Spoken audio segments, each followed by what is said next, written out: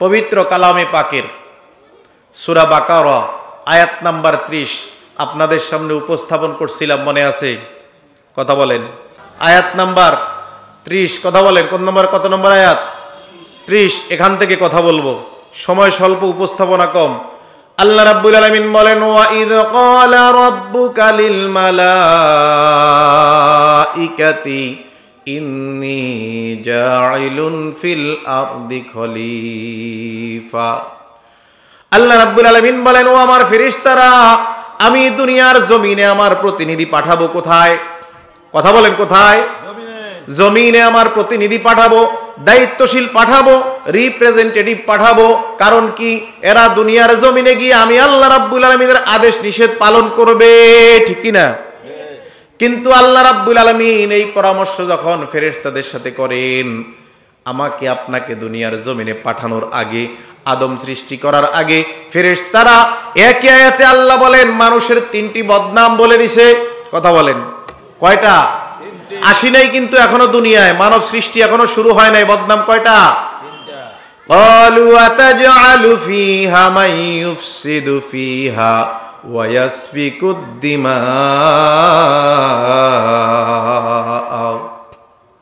কয়টা কথা বলছে? আতাজআলু ফীহা, ফেরেশতারা বলল আল্লাহ যাদেরকে বানাবেন এরা দুনিয়ার জমিনে গিয়ে বিপর্যয় তৈরি করবে, সিন্ডিকেট তৈরি করবে, মানুষকে হয়রানি সৃষ্টি করবে। এখন হয় কি হয় না? কথা বলেন, হয় কি হয় না? আল্লাহ রাব্বুল আলামিনের পরের শব্দ বললেন মাইয়ুফসিদু ফিহা, এই মানুষগুলো দুনিয়ার জমিনে গিয়ে দাঙ্গা হাঙ্গামা সৃষ্টি করবে, ঝগড়াঝাটি সৃষ্টি করবে। এখন হয় কি হয় না? ওয়ায়াসফিকুদ দিমা।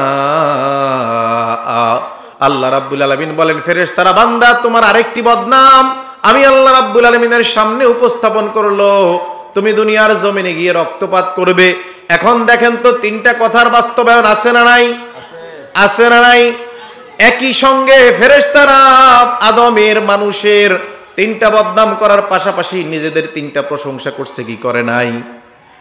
ওয়া নাহনু নুসাব্বিহু বিহামদিকা ওয়া নুকদ্দিসু লাক ক্বালা ইন্নী আ'লামু মা লা তা'লামুন।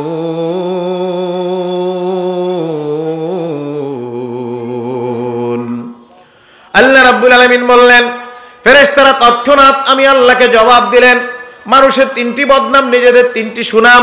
ওয়া নাহনু নুসাব্বিহু, আল্লাহ মানুষ কেন তৈরি করবেন? আমরা তো আপনার তাসবিহ আদায় করি। করে কি করে না? এখনো করে কি করে না? করতেছে। সুবহানাল্লাহ নাই? আল্লাহ রাব্বুল আলামিন বললেন ওয়া নাহনু নুসাব্বিহু বিহামদিকা, শুধু তাই নয় আল্লাহ তোমার প্রশংসা তো আমরাই করি।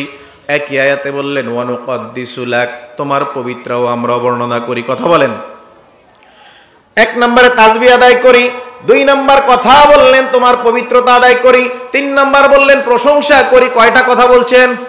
মানুষের বিরুদ্ধে কয়টা, আবার নিজেদের পক্ষে কয়টা?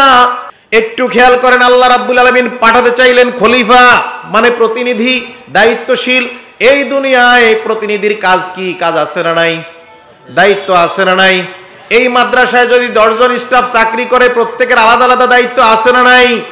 আপনার মসজিদে 3 জন লোক যদি চাকরি করে, আলাদা আলাদা দায়িত্ব আছে না নাই? আপনার ফ্যামিলিতে 5 জন যদি থাকে, আলাদা আলাদা দায়িত্ব আছে না নাই? যদি থেকে থাকে, আল্লাহ রাব্বুল আলামিন এই দুনিয়ার জমিনে আদম সৃষ্টি করলেন, মানুষ সৃষ্টি করলেন, এর বিনিময়ে এতটুকু ইনভেস্ট করলেন, কারণ কি এর থেকে কিছু প্রাপ্তি আশা আছে না নাই?